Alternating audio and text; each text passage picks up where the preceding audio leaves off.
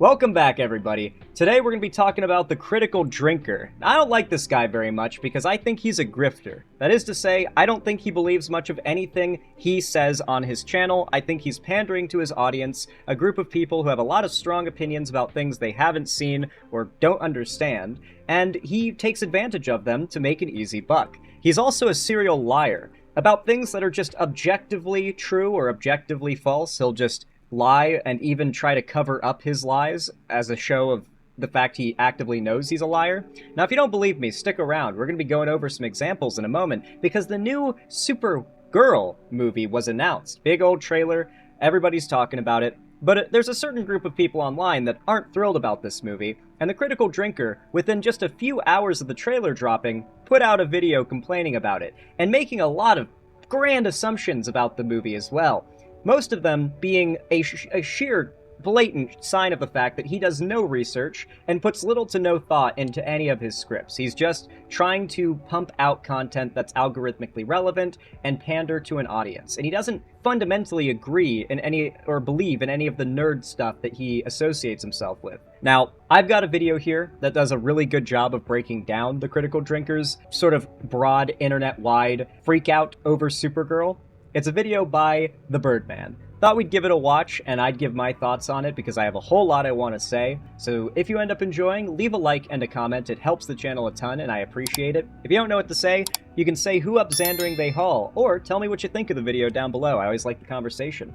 But thank you for watching, thank you for subbing, and without any further ado, let's get right into it. We love the Birdman, and we don't like the critical drinker, so I'm excited for this one. A day. He couldn't wait a single day before revving up the grift machine. DC releases a teaser trailer for Supergirl, and this dipshit couldn't wait a day to jump on the hate train for something he hasn't yet seen. Literally, day zero, this was his tweet. An ironic one at that, as you have the critical drinker.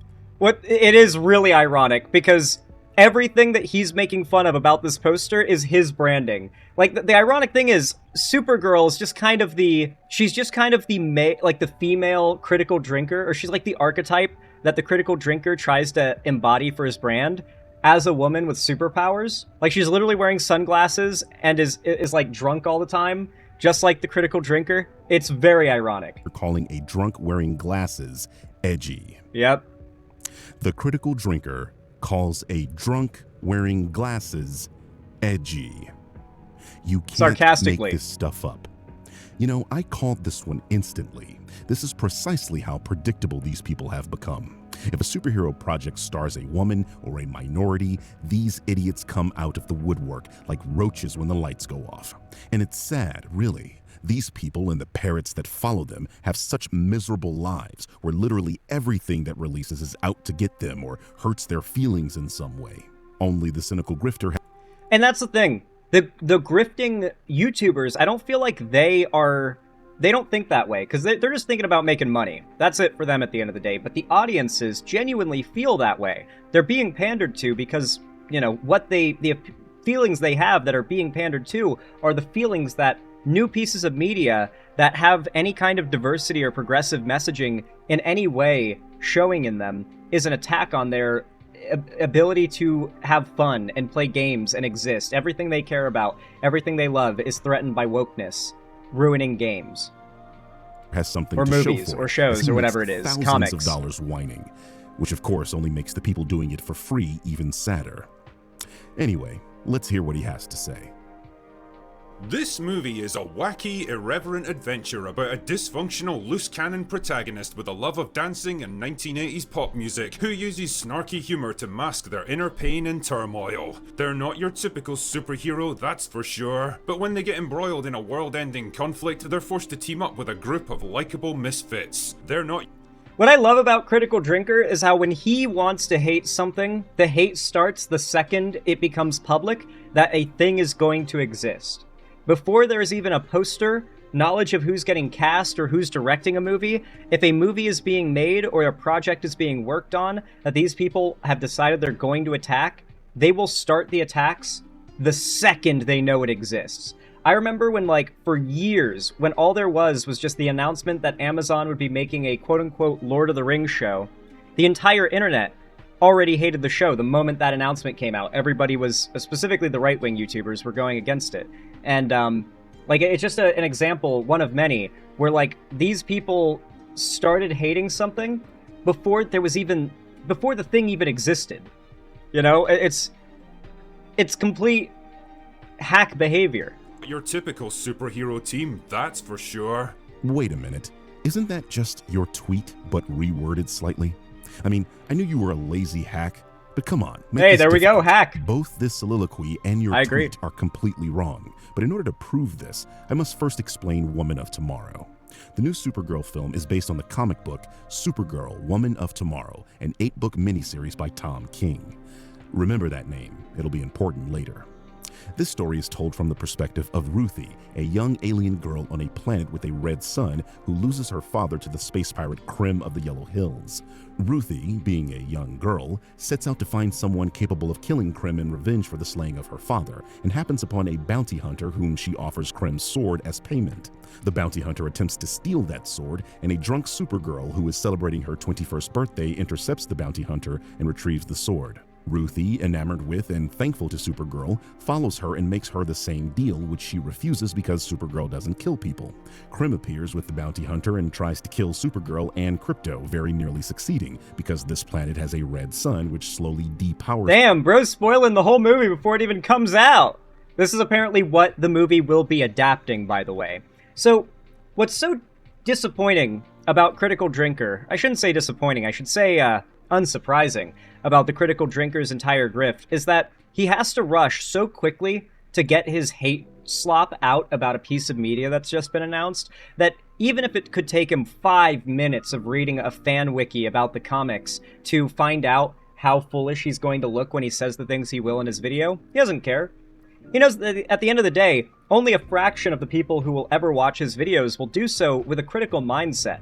That for the most part, the people who watch his stuff are just turning their brains off and going into sort of autopilot, maybe playing a game or doing some other thing in the background while they listen, and they're just consuming right-wing propaganda with no critical thinking. A lot of even comic fans might end up letting this slide, even if they've read this issue and know exactly what the movie realistically would be adapting.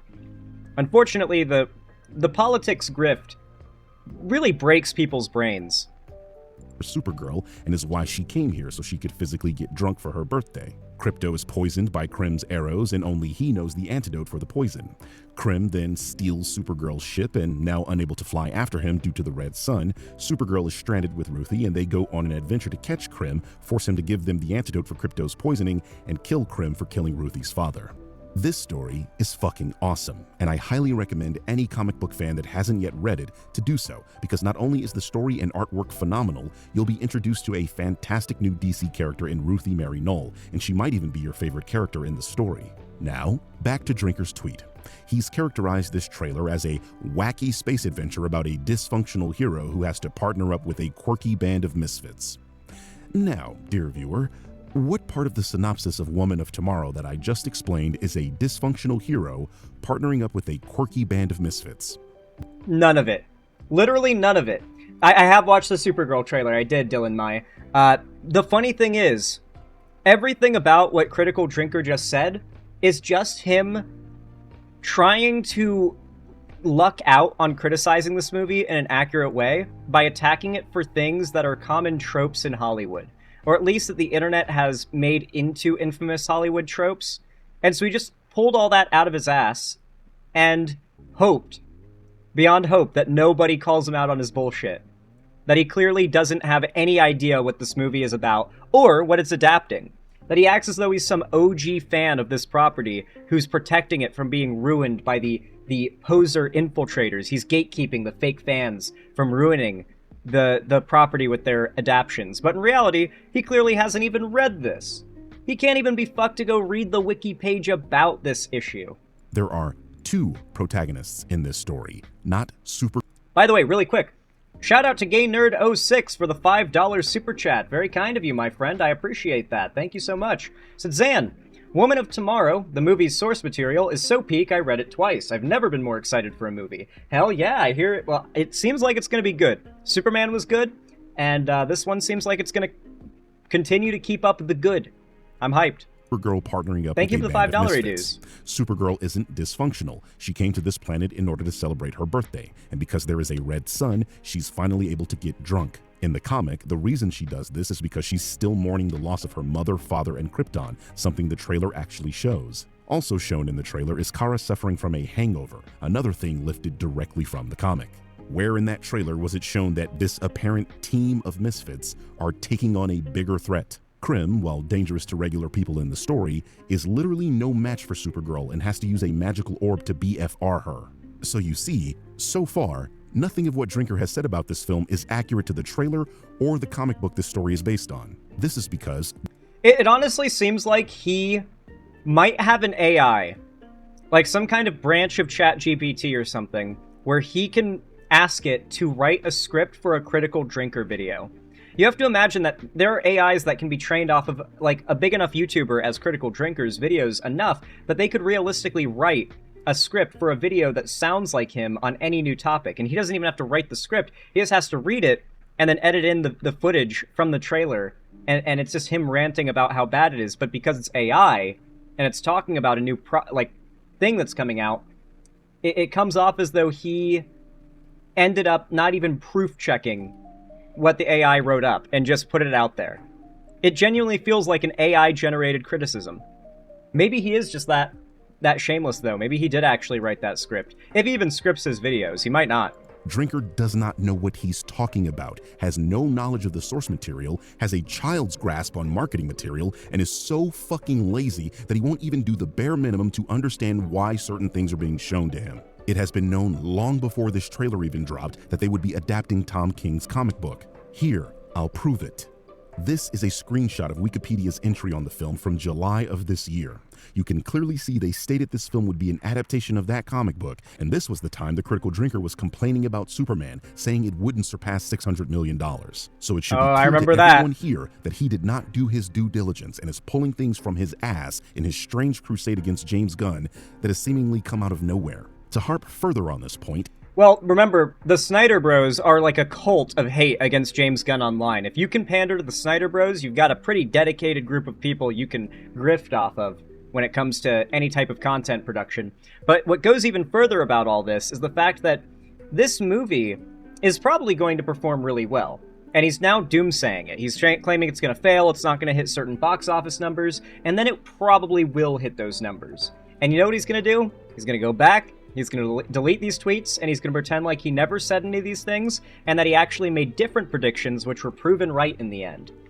That is what he will do. My favorite example of this is when Critical Drinker saw the announcement trailer for House of the Dragon, when it had its first season announced, and made a video where his reaction to it was called, "Who Cares About House of the Dragon?" And, you know, the thumbnail's all about how no one cares, no one's talking about it. In the lead up to the premiere, he's tweeting about how no one's talking about House of the Dragon, and it's going to flop, it's going to be a woke flop, etc., etc. And then it releases, ends up being HBO's biggest premiere ever on night one.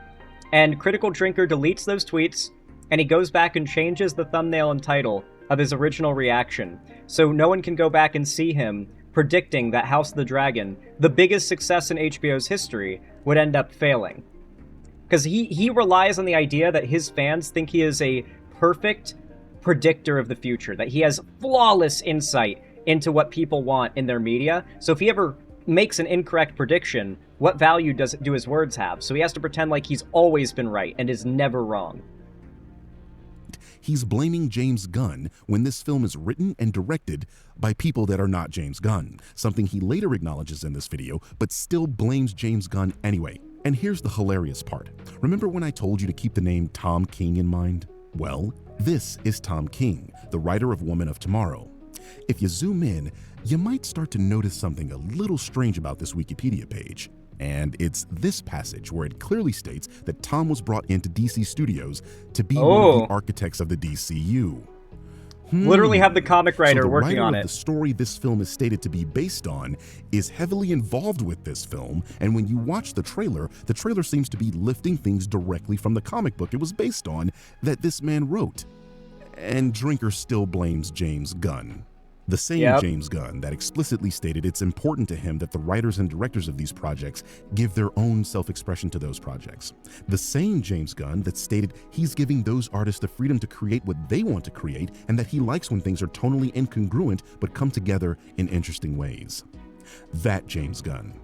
The 8 to 10 year arc is, a lot of what DC is, and the fun for me really is in the world building, not just the story building. That's, DCU isn't, I don't think of DCU as being, oh, this is a story we're telling over multiple films and TV shows about one big bad. I don't want to have to do, as an audience member, to do the home. James Gunn seems like a chill guy. I like Peacemaker. I like Guardians of the Galaxy. I like Superman. And I know he's not directing the Supergirl movie, but like he's sort of the overseeing director of all DC projects now. So much like the Kevin Feige for Marvel. So I feel like I don't know. I feel like he's gonna have his sort of flavor in the movie for sure. You'll be able to feel that he had a part to play in it. But I like him. He seems like a chill guy. He seems cool. Homework to have to see every single thing. It is more of a connected universe that exists within one place, which is the DCU, which will have differences depending on who the artists and the directors and the production designers that are making the shows. Which will have differences depending on who the artists and the directors and the production designers that are making the shows. Boom. Our gang have to learn to put aside their differences and work together to save the day, and along the way, our main character finds a new surrogate family in this crazy group of outcasts, and learns that sometimes the real heroes are the friends we make along the way. It's wild how he thinks he's able to I'm so sorry. It's wild how he thinks he can summarize the entire plot of a movie just from watching the trailer. Mind you, he's hated this movie since, like, it was originally announced it was going to exist. This is just the first time he's gone into detail talking about how much he hates it, and he did so hours after the trailer came out. This is what grifting looks like. When you can track somebody's formulation of their opinion and see that they had no time whatsoever to have actually arrived at an opinion honestly. That they just took one by default. They just took an instinctual one that they knew would make them money. After everything that I've just told and shown you, it should now be very clear that this guy is a moron that doesn't know anything about what he's talking about. His grasp on marketing material is amateur at best, and it's clear he immediately hopped on a microphone the second this trailer dropped to drum up hatred on a property he hasn't researched in the slightest. And make which some is cash. Incredibly irresponsible when you have an audience that is measured in the millions. It's obvious that he was going to dislike this property no matter what it did, and that's why we've got tweets of Drinker unknowingly making fun of himself before that trailer even released. Yep.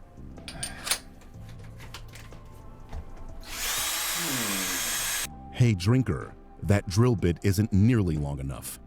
You know, it's interesting how a movie that was officially at least I wish he did it. I wish he actually did it.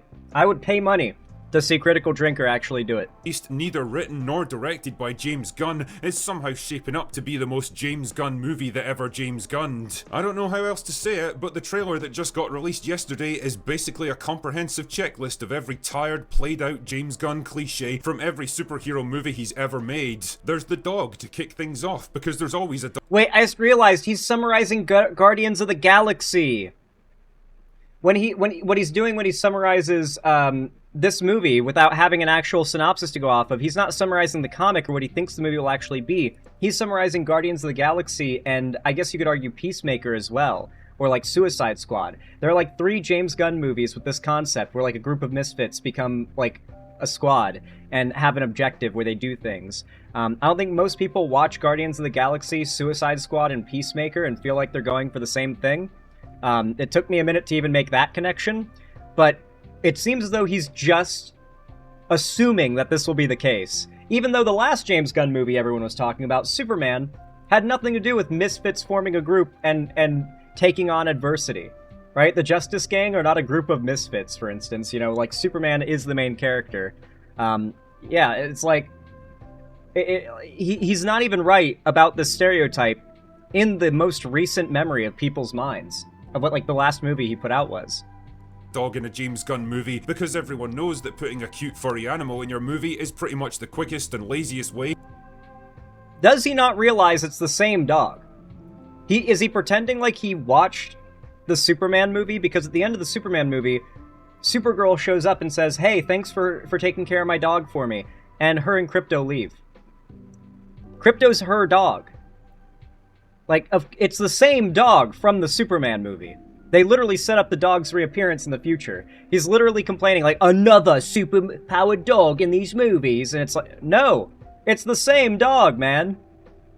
Of speedrunning your way to audience sympathies. This is what I mean. A very hastily written script that is simply inaccurate. First of all, what do you mean a dog is always in a James Gunn movie?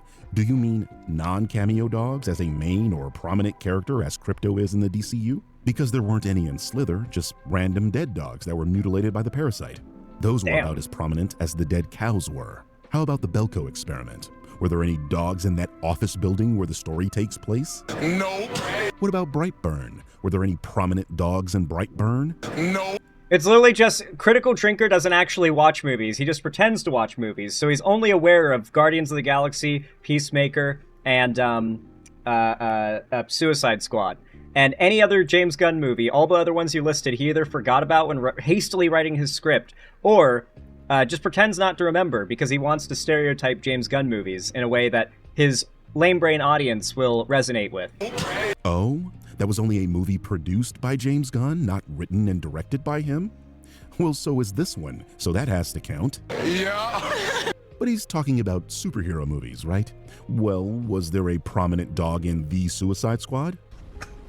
Is this thing a dog? A dog? Yes. What kind of dog do you think it is, mate? I don't know, I'm not familiar with all the breeds. Okay, fine. There are some dogs in some of the movies, but they are usually not prominent characters. He's not a dog. Let's keep going.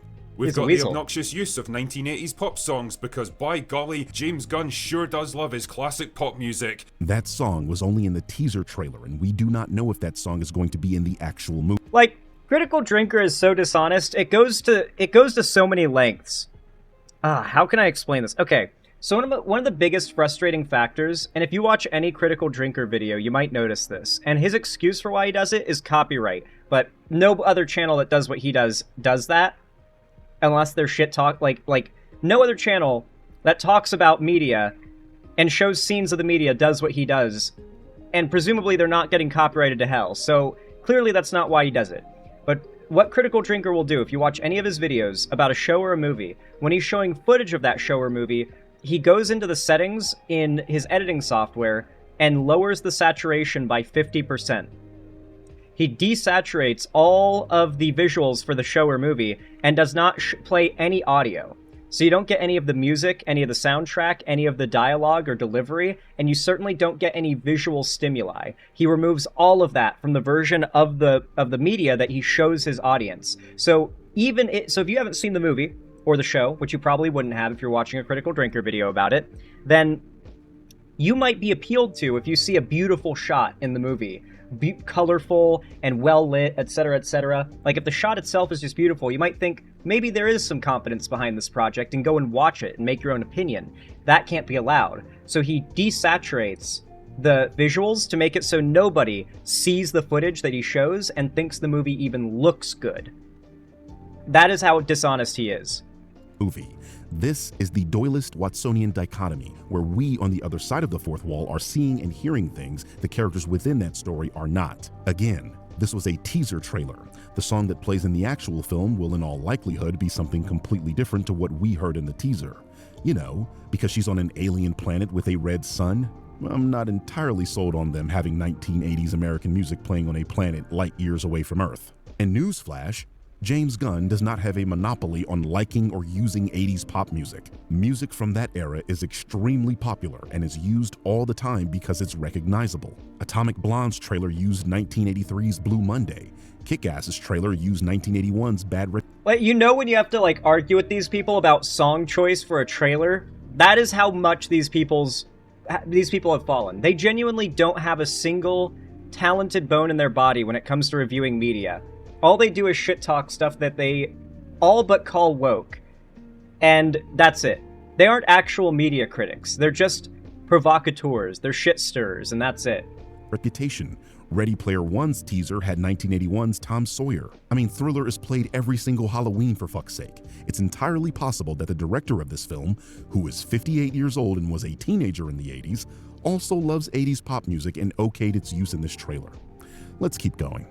And also because after being forced to listen to Kate Bush on repeat in Stranger Things like I was trapped in some kind of Guantanamo Bay torture session, I've developed a thorough and abiding hatred of this lazy, cringe, nostalgia-milking bullshit. It's not cool and quirky anymore, it's just fucking tired. Another ironic criticism from the critical drinker, a guy that literally whines that modern movies aren't like the 80s movies that he grew up with. But like I said, it's so wild how often these people just flip on a position sentence by sentence. Nothing about their worldview is cohesive. Like, they contradict themselves every other sentence constantly. But their target audience are young, politically undereducated and politically underdeveloped teenagers and young adults who actually see this as some kind of really deep, profound discussion that's worth their time. I guess this time it's different. Because... Anyway, it's time to introduce our main character, Kara. She's not your typical superhero though. She's a drunken, cynical, messed up party girl who likes to cut loose and do her own thing. She's definitely not here to live up to your expectations, that's for sure. Girls get it done. There is no way that Critical Drinker likes the boys. There is no fucking shot, bro. This is Drinker failing to have done any due diligence on this film or the source material the film is based on. Once again, Kara travels to planets with red suns because she's a Kryptonian and she cannot metabolize alcohol while on Earth. So for her birthday, she's having a little fun, and clearly she had a little too much fun and is hung over. This is damn near directly lifted from the comic. You know, because the guy that wrote that comic is one of the architects of the DCU. Further, Supergirl is a little depressed because she lost her planet and is still grieving. Something, again, from the books and implied in this. I am really excited to see this movie because I liked Superman a lot. I was super hyped for like the setup in the future, and hearing what the comic is about, it's like, yeah, that's pretty cool setup. I like that. Just the idea of a not like Earth-focused Kryptonian hero being adapted to screen and adapted competently as well. Trailer. I mean, why do you think they're showing her on Krypton? To show us her origin story? Oh, you mean yet another thing from that very comic book? I wonder what they're trying to communicate.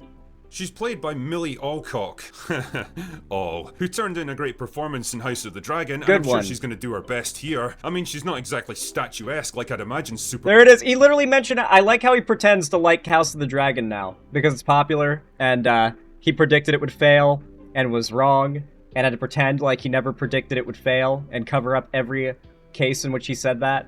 Supergirl to be, but whatever. It's not like we'd expect her to do crazy stuff like work out in a gym or anything. That's because you don't know shit about Supergirl. This is how she appears in the book this film is based on. Not exactly jacked. Not exactly statuesque or there you go. Extremely muscular, but I digress. She's not jacked. All she has to She's be not is even taller shredded. than Ruthie, and considering the actress playing Ruthie is 4'10" and Millie is 7 inches taller than that, this works perfectly fine. Besides, wouldn't your ridiculous audience dislike a muscular female character? Don't the people that follow you call anybody with a six-pack manly? I mean, this is the Supergirl your audience has been pretending to know anything about. I see two things, and they aren't muscles. But she looks fine as the drunk, out-of-control party girl who's going through a midlife crisis at 23 for some reason. Oh my goodness, it must be such a drag to be young and hot and superpowered. Can't imagine how you cope with it. Her full fucking race just got genocided, dog.